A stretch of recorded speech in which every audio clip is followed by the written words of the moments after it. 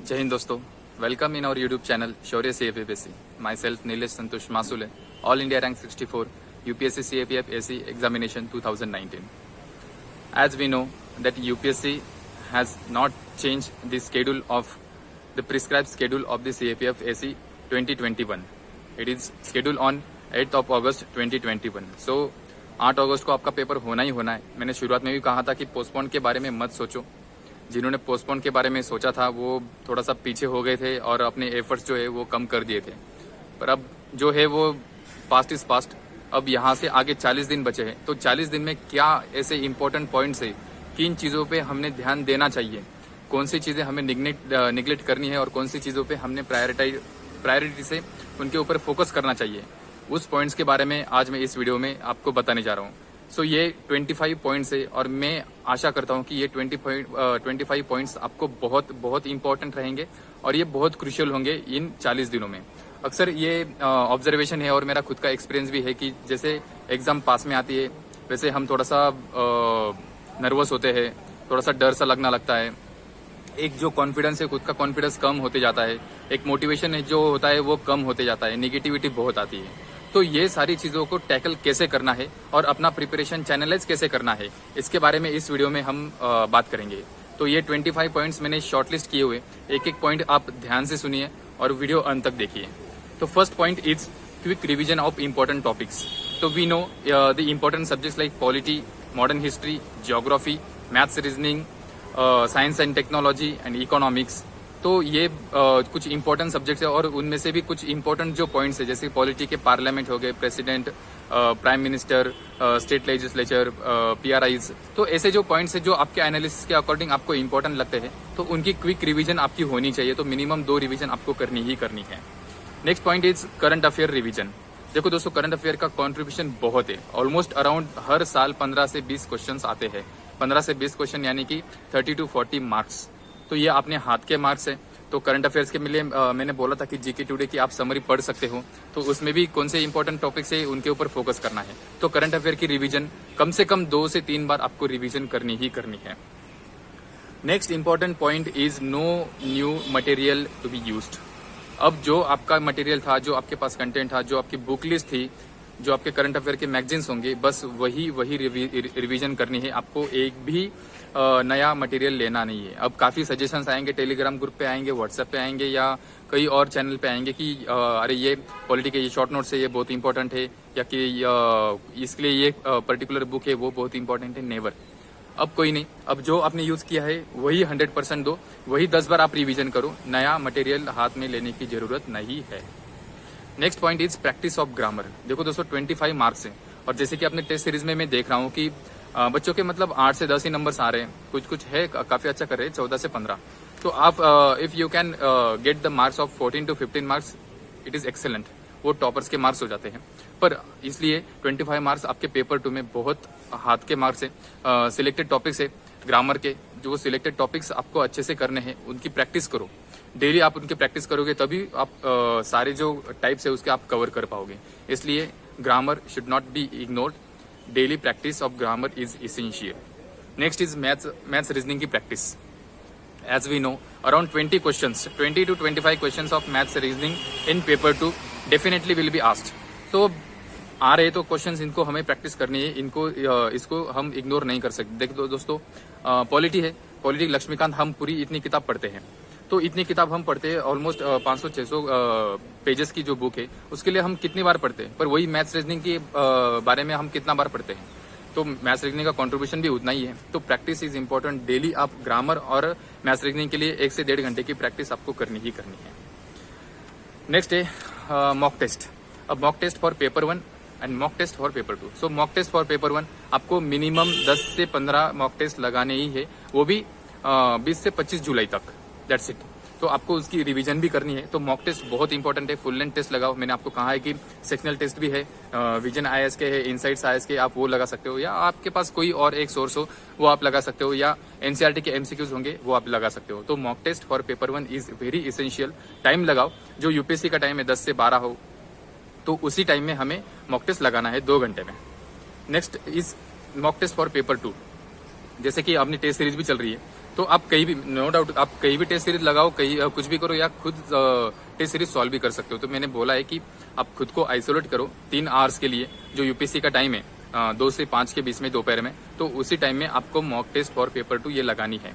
तो ये भी अराउंड 20 से 25 जुलाई तक आप लगा सकते हो, और कम से कम 5 फुल लेंथ टेस्ट आपको लगाने ही है विद इन टाइम। तो ये 5 टेस्ट में आप अपना खुद का इवेल्युएशन कर सकते हो कि 3 घंटे में मैं कितना पेपर कवर कर लेती हूँ या कवर कर लेता हूँ। तो ये सेल्फ एनालिसिस के लिए बहुत इंपॉर्टेंट है दोस्तों। Mock test for paper 2 is very very essential. Next, daily 50 MCQs आपको सॉल्व करने हैं। तो आप जो भी टॉपिक पढ़ रहे हो, तो उसके आपके 50 क्वेश्चंस आपको 50 एमसीक्यू आपको सॉल्व करने ही है। मैंने टेलीग्राम ग्रुप, अपना जो शौर्य CFA टेलीग्राम ग्रुप है, उसमें मैंने एमसीक्यूज डाले हुए हैं। तो आप उसको उस एमसीक्यूज को आप फॉलो कर सकते हो, आप डेली उसकी प्रैक्टिस कर सकते हो। जैसे कि मॉक टेस्ट में पेपर 1 हो या पेपर 2 हो या डेली एमसीक्यूज हो, तो कैंडिडेट्स इवेल्युएशन करना शुरू कर देते कि मेरे नंबर्स ही नहीं आ रहे, इतने मेरे सारे गलत हो रहे, मैंने इतनी बार रिवीजन करी फिर भी। देखो दोस्तों, गलतियां होती है, we are the human being. तो गलतियां किस चीज की वजह से हो रही है? Lack of revision, lack of knowledge और lack of application of knowledge. तो ये 3 चीजें मैंने cross strategy already MCQ solve कैसे करने हैं इसके बारे में मैंने बताया है। जिन्होंने देखा नहीं वो वीडियो प्लीज आप देख लीजिए एक बार। तो स्कोर के बारे में मत सोचो, इंप्रूवमेंट के बारे में सोचो, कहाँ गलतियां हो रही है, कौन से टॉपिक पे हम भूल जा रहे हैं। तो जहाँ जो टॉपिक में गलती हो रही है वो तुरंत टॉपिक विजिट करो और उसको सॉल्व करो। तो यही है, स्कोर के बारे में आज बिल्कुल मत सोचो। Next thing is very natural health is important. So sleep उसके लिए बहुत इंपॉर्टेंट है। तो मैं मतलब प्रैक्टिकली बात करें तो सच में नींद आती नहीं है। जो रियली पैशनेट है उनके दिमाग में सारी चीजें चलती रहती है, नींद आती नहीं है। तो मिनिमम 7 से 8 घंटे की नींद है वो एडवाइजेबल है। पर प्रैक्टिकल दोस्तों, ऑनेस्टली स्पीकिंग, एग्जाम के 1 महीना पहले मुझे भी नींद नहीं आती थी। मैं भी 6 से 7 घंटे ही सोता था। तो यही कि आप 6 से 7 घंटे आप नेचुरल स्लीप लो। दोपहर में आप एक पावर नैप ले सकते हो 20 से 25 मिनट का या मैक्सिमम आधे घंटे का। तो उसलिए आपकी बॉडी रिफ्रेश होती जाएगी। जब भी आपको लग रहा है ड्राउजी फील हो रहा है, आप एक पावर नैप ले लो 15 से 20 मिनट। आप जहां भी पढ़ रहे हो वही आप सो सकते हो, बिल्कुल 15 से 20 मिनट के लिए। बस ये आपको पावर नैप जो आपको एनर्जी दे सकते हैं। Next thing is 1 hour exercise बहुत इंपॉर्टेंट है दोस्तों। एक घंटा तो ज्यादा ही हो जाएगा। आधा घंटा डेली का आपने एक्सरसाइज करनी है। सुबह सुबह आप उठ सकते हो, वॉकिंग कर सकते हो, जॉगिंग कर सकते हो। Meditation is very important. तो मेडिटेशन में करना ही क्या दोस्तों, बस शांति से बैठो और जो अपने जो भी ब्रीदिंग एक्सरसाइज है उसके ऊपर ध्यान रखो। इससे हमारा माइंड और जो ब्रेन है उसका कनेक्शन होता है दोस्तों। ये बहुत इंपॉर्टेंट चीज है और पीस ऑफ माइंड के लिए बहुत इंपॉर्टेंट है। तो आप half an hour exercise daily आप करते ही रहो, इससे बॉडी आपकी फ्रेश रहेगी। Next point is healthy diet. तो healthy diet is important. Fast food वगैरह सब छोड़ दो, ऑयली फूड खाना छोड़ दो। एकदम ग्रीन वेजीज वगैरह, फ्रूट्स, जूस, उसका ही इंटेक रखो। बिल्कुल नॉर्मल डाइट रखो। दिन में आप 3 बार खाओ, पर बस लाइट खाते रहो। उससे ये है कि आपको ड्राउजी फील नहीं होगा, और ज्यादा खाएंगे तो फिर वही ये दिक्कत है, पेट की दिक्कत है वगैरह सारा कुछ। तो इसलिए हेल्थ इज वेरी इंपॉर्टेंट। खाने के ऊपर ऐसा नहीं कि खाना छोड़ दो, ऐसा नहीं है, प्रॉपर हेल्दी डाइट रखो। Next point is social media. तो ये सोशल मीडिया ही दोस्तों सबसे बड़ी दिक्कत आज की डेट में है। तो कैंडिडेट्स, मतलब एक कैंडिडेट तो बिल्कुल पूछ रहा था कि सर मैं last 4th this is my last attempt, last 4 साल से मैं कर रहा हूँ, पर इस बार ऐसा है कि मैं सोशल मीडिया से मैं खुद को डेविएट नहीं कर पा रहा हूँ, बैकअप नहीं कर पा रहा हूँ। तो ये ऐसा क्यों हो रहा है? मैं बोला कि यार समस्या है तो उसका सोल्यूशन भी तुम्हारे हाथ नहीं है। सोशल मीडिया, जो भी इररिलेवेंट सोशल मीडिया है उसको डिलीट कर दो, इग्नोर कर दो, ब्लॉक कर दो। जो पर्सन आपको डिस्टर्ब कर रहे हैं उनको ब्लॉक कर दो, सोशल मीडिया को बिल्कुल इग्नोर कर दो दोस्तों। यही इंपॉर्टेंट है। एक बार सिलेक्शन हो गया तो सोशल मीडिया ही सोशल मीडिया आपके लाइफ में है। आप सोशल एनिमल हो, मुझे पता है। तो बस ये सोशल मीडिया अब 1-1.5 महीने के लिए आप साइड में रख दो। Next thing is familiar distractions. अभी लॉकडाउन का पीरियड था तो काफी कैंडिडेट्स घर चले गए, घर में पढ़ाई नहीं होती है तो फैमिली डिस्ट्रैक्शंस होते रहते हैं। वो जाहिर सी बात है कि हर फैमिली में प्रॉब्लम्स होते हैं। पर दोस्तों ये घर वालों को बता दो या खुद आइसोलेट कर लो खुद को। फैमिलियर डिस्ट्रैक्शंस बिल्कुल अवॉइड करो। लास्ट 40 डेज हैं, बहुत क्रूशियल डेज हैं। तो फैमिलियर डिस्ट्रैक्शन, बाकी फैमिलियर इंटरेक्शन वगैरह वो आप लाइफ टाइम करनी ही करनी है। बस ये 40 दिन खुद को दे दो और डिस्ट्रैक्शंस को अवॉइड करो। Next thing is negative minds. बहुत होते हैं, आपके दोस्त होंगे, अरे यार मैंने तो इतना पढ़ लिया, तूने अभी तक इतना पढ़ा नहीं, अरे मैंने तो इतने टेस्ट सॉल्व कर लिए, तूने अभी इतने किए नहीं। तो ऐसे नेगेटिव पीपल्स को आप साइड में रखो, नेगेटिव माइंड्स जो भी होंगे उनको साइड में रखो, उनसे इंटरेक्शन करने की बिल्कुल भी जरूरत नहीं है। तो ये इंपॉर्टेंट, बहुत बहुत इंपॉर्टेंट चीज़ है ये। अगर आप लाइब्रेरी में पढ़ रहे हो तो लाइब्रेरी में भी किसी से ऐसे बात मत करो। बहुत होते हैं कि अरे यार मैंने इतना कर लिया, मुझे इतना स्कोर आ रहा है, ऐसे वैसे। वो बस आपको डराने के लिए होता है, खुद की प्रिपरेशन के लिए नहीं होता है। तो यही है कि नेगेटिव माइंड्स को आप अवॉइड करो। Next thing is too much planning. क्या है ना, अभी 40 दिन है तो मैं पॉलिटी 4 बार पढ़ूंगा, जो है लूसेंट है या तो एनसीईआरटी से उसको 10 बार पढ़ूंगा। तो ये बहुत बड़ी प्लानिंग करने की जरूरत नहीं है, बिल्कुल सिंपल प्लानिंग रखो। देखो मैंने लास्ट 60 डेज की स्ट्रेटेजी बनाई थी, तो उसमें बिल्कुल लूसिडली मैंने 3 ही बार रिवीजन का बताया था। तो यही लास्ट 40 दिन बचे, आप 40 दिन में आप 2 बार आराम से रिवीजन कर सकते हो और खुद के ऊपर विश्वास करो ना। मतलब वो लोग, मैं तो मानता हूँ कि ऐसा जरूरी नहीं कि आप 10 बार रिवीजन करो ही करो।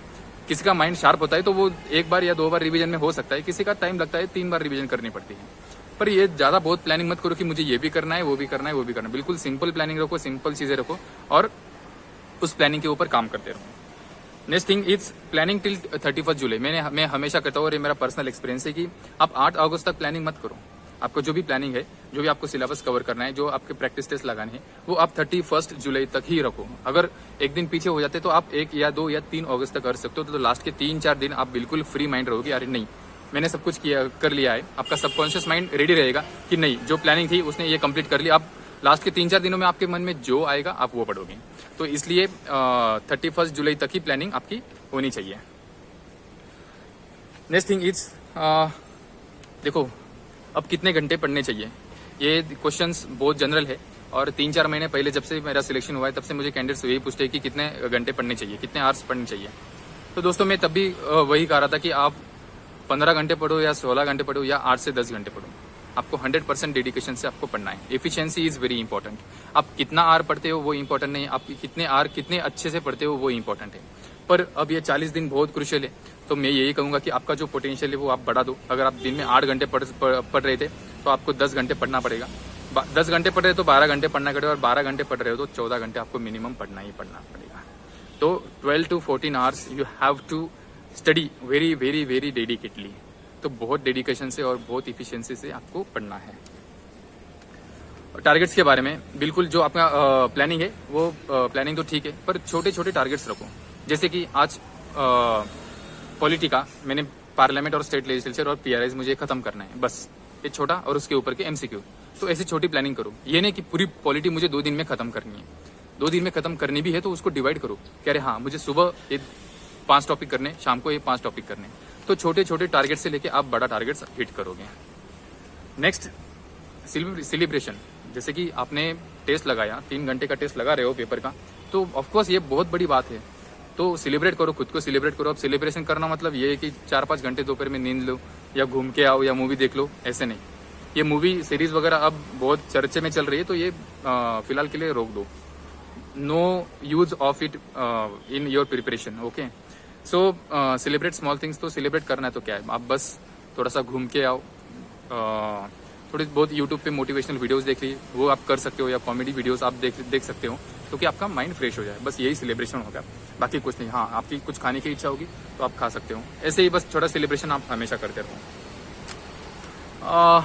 जैसे कि लास्ट 3 साल से वैकेंसीज कम होती जा रही है। मतलब पहले 100, 100, 150 वैकेंसी थी, उसके बाद 400, उसके बाद हमारे बैच में 2019 में 330, अब वैसे कम होते जा रहा है।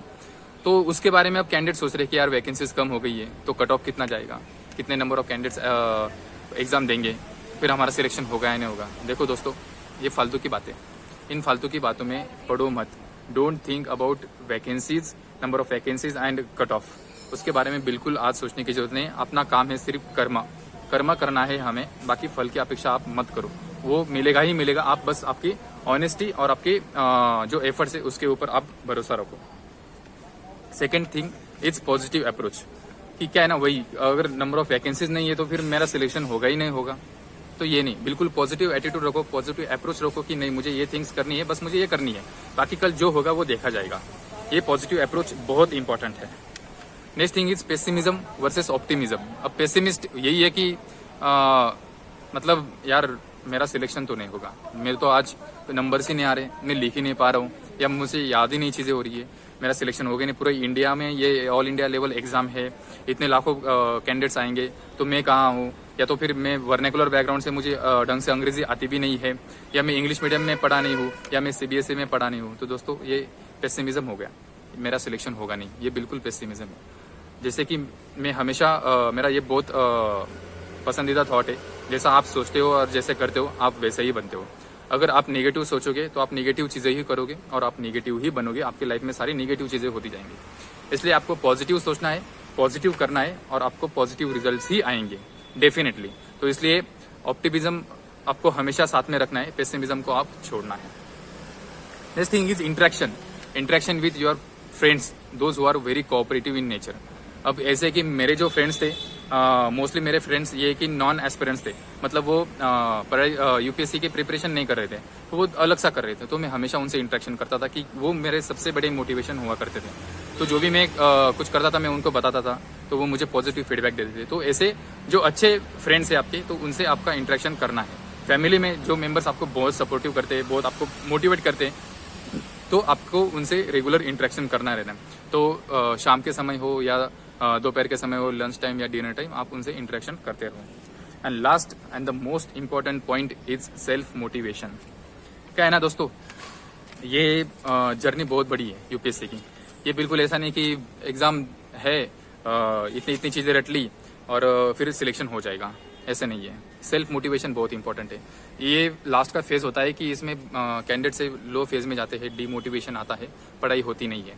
तो दोस्तों सब खुद को बस यही क्वेश्चन पूछना है कि मैंने स्टार्ट क्यों किया था, why I have taken a decision to become an assistant commandant. क्यों शुरू किया था मैंने, ये क्यों, वाई, ये क्वेश्चन खुद से पूछे। जब भी आप लो मोटिवेशन फील करोगे तो आप बस खुद को यही क्वेश्चन पूछना है कि मैंने शुरू क्यों किया था।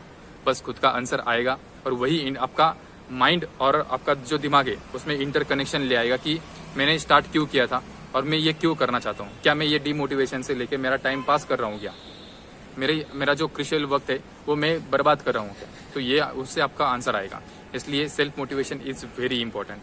तो ये दोस्तों लास्ट के 40 दिन है, 40 दिन में आपके साथ हूँ। आपको जो भी कुछ डाउट होंगे आप मुझे डायरेक्ट पूछ सकते हो। टेलीग्राम ग्रुप मैंने आपके लिए बनाया हुआ है, वहाँ पे जो पेपर 2 के आंसर फ्री इवेल्युएशन करता हूँ मैं फ्री में, तो वहाँ और कुछ मटेरियल भी है, कुछ करंट के लिए है, कुछ क्वेश्चन है, वहाँ मैं अपलोड कर रहा हूँ। टेलीग्राम ग्रुप ज्वाइन नहीं किया तो ज्वाइन कीजिए, शौर्य CAPF SC। यूट्यूब को सब्सक्राइब नहीं किया तो प्लीज़ सब्सक्राइब कीजिए। आपको जो भी कुछ डाउट्स होंगे वो कमेंट सेक्शन में आप मुझे पूछ सकते हो।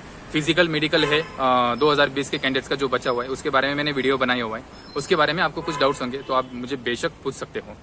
Thank you, all the best, जय हिंद।